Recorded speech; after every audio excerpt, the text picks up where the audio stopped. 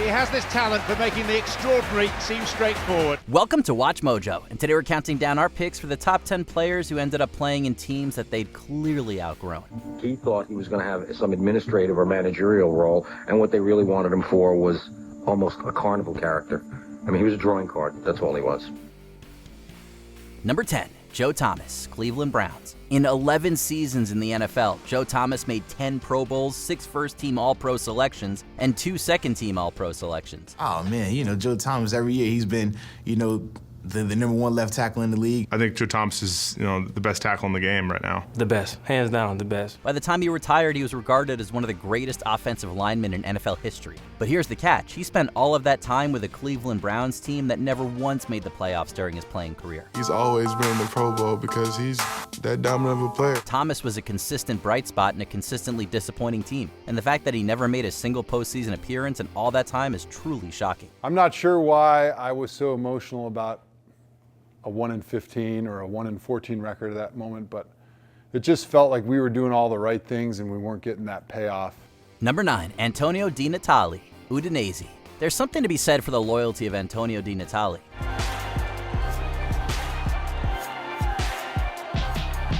In a sport where money is becoming more and more of a prevalent factor, Di Natale chose to spend the majority of his career at Udinese, a middling Serie A team. During his 385-game stint with the team, he scored a whopping 191 goals and even managed to score 11 for the Italian national team during an especially strong period for them. But despite the lucrative offers and opportunities that came his way, Di Natale spent the last 12 years of his playing career at Udinese, showing individual brilliance but never finding it with his team as a cohesive unit.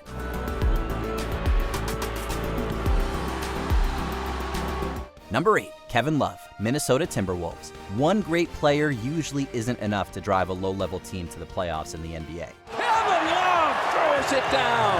That's the power of Love. That was a lesson that Kevin Love had to learn the hard way during his time with the Minnesota Timberwolves. Don't get us wrong, Love himself was a beast during this period, posting the type of stats that made him one of the best forwards in the entire league. Love for 3, knocks it down. Huge triple for Kevin Love to tie it up. Prior to his run of success with the LeBron-led Cavaliers, Love was basically carrying this franchise on their stat sheet, and he never did manage to get them into a playoff spot. The sad part, he probably could have been contending for championships under different circumstances. Got it! Oh my, oh my, oh my. This crowd is stunned. Number 7, Ernie Banks, Chicago Cubs. Ernie Banks had a folky enthusiasm that made him one of the most cheerful and likable stars of his era. The hot and cold Cubs move into Milwaukee, featuring Ernie Banks, who succeeded Henry Aaron as the National League's most valuable player. But here's the issue. His beloved Cubs were struggling through a real tough patch during the 19 seasons he spent with them. By the time he retired, Banks had earned the right to call himself one of the greatest players of all time. Ernie did it. Number 499. But he never once got to show those skills in the postseason. A truly great ambassador for the sport, a generational athlete, and a guy who was doomed to spend his career with a team that was going nowhere. Long after I'm not here, I'll still be here. Number 6, Mike Trout, Los Angeles Angels. We could have quite easily gone for Shohei Ohtani with this pick, but Mike Trout is the real standout for this list. 3-1 to Trout. High fly ball deep to left, and that ball's going to go. Mike Trout hits it out. We could sit here and talk about his insane accomplishments or how he's been regarded as the single best player in baseball for large portions of his career.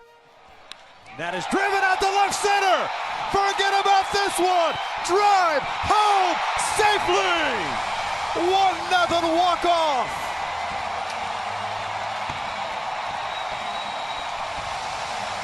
One swing of the bat ends it. But despite sticking it out with the Los Angeles Angels after signing an insane 12-year, $426 million contract, his individual success has not been replicated by the team as a whole. Just one playoff appearance since 2011, which they lost, has left many people wondering whether this all-time great is actually only being allowed to use a fraction of his greatness. That one, a 3-run home run for Trout. What a game he has had so far.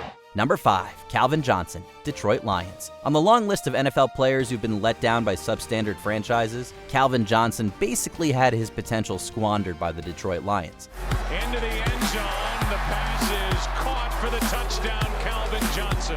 2 playoff appearances in 9 seasons is just not the type of return that any elite player should put up with. And for the aptly named Megatron, his drive to compete slowly whittled away until he eventually retired from the sport at the young age of 30. Johnson is there for the touchdown.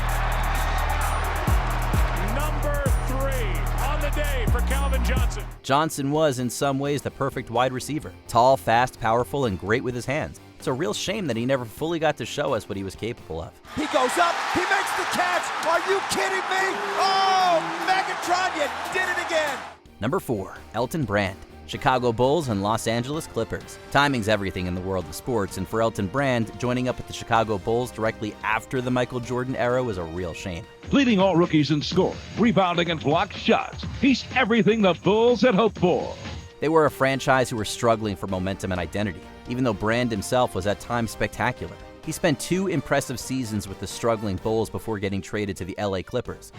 Elton Brand has 24 and 10, and 26 and 10 rebounds. Well, he gets great extension on that jump shot. But once again, this was another franchise who were being sorely mismanaged. Instead of competing for top honors in the playoffs, Brand was a standout member of a pretty mid-level pair of teams. Still got it. Elton Brand finishing up a long and outstanding career. Number 3, Matt Tissier, Southampton. Matt Tissier well and truly came out of nowhere in the late 80s and into the 90s, boasting the stylish approach to the beautiful game that made him a huge hit with the fans. And now Tissier! Oh, it's another stunning goal from Matthew Tissier. He spent his entire career with Southampton, a middling team who were never too far from a relegation battle. Tissier went for goal! Fantastic goal! And that is worth the admission fee alone. Called the most gifted English player of his generation, Tissier was a technical master who never truly showed it on the biggest possible stages. Sure, the fact that he was a one-club man was admirable, but staying at Southampton ensured that he would never be a contender for any major titles in the game. And scoring a terrific goal, even by his elevated standards. That is something special. Number 2, Barry Sanders, Detroit Lions. Barry Sanders was a truly electric player in his prime, one of the most impressive running backs to ever do it. Hand off Barry, skirts to the left side, breaks a tackle, and he will take it in. Touchdown! But despite his clear world-class talent, he stuck with a very mediocre Detroit Lions team for far too long. The lack of quality support really started to show in his output. In other words, Sanders was carrying this franchise on his back for pretty much his whole career. The Barry spins free, touchdown, Lions! Wow. But when he retired suddenly at the age of just 31, it came as a major shock to the sporting world.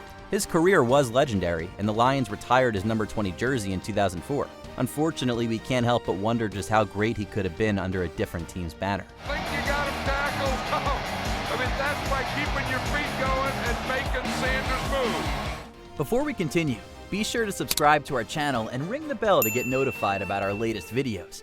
You have the option to be notified for occasional videos or all of them. If you're on your phone, make sure you go into your settings and switch on notifications. Number 1, Babe Ruth, Boston Braves. Time has a way of catching up to even the greatest of players. No athlete in baseball commanded the same level of respect and awe as Babe Ruth did in his prime. The Bambino is still the game's greatest showman.